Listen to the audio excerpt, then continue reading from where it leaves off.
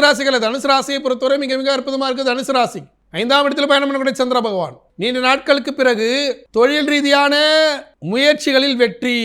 தனுசு ராசி அன்பர்கள் புதிய வேலைக்கு விண்ணப்பம் செய்து புதிய வேலையில் வாய்ப்பு கிடைத்து புதிய வேலையில் அமரக்கூடிய ஒரு அற்புதமான நாள் இந்த நல்ல நாள்.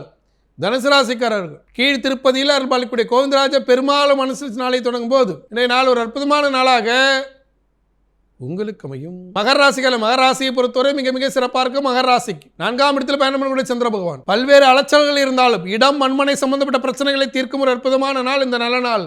புதுக்கோட்டை அருகே பேரையூரில் அருள்பாலிக்கூடிய நாகநாதரம் மனசல் நாளை தொடங்கும் போது இன்றைய நாள் ஒரு அற்புதமான நாளாக உங்களுக்கு அமையும். ராசிகளை கும்பராசியை பொறுத்தவரை மிக மிக சிறப்பாக இருக்கு. கும்பராசிக்கு 3ஆம் இடத்தில் பயணம் பண்ணக்கூடிய சந்திர பகவான் பாத சனி லாப சனி என்பதை உணரும் விதமாக இன்றைய பொறுத்தவரை முயற்சிகள் பலிதமாகும் ஒரு அற்புதமான நாள் இந்த நல்ல நாள். கும்பராசிக்காரர்கள் கும்பகோணத்தில் அருள்பாலிக்கூடிய சக்கரவாணிய மனசல் நாளை தொடங்கும் போது இன்றைய நாள் ஒரு அற்புதமான நாளாக உங்களுக்கு அமையும்.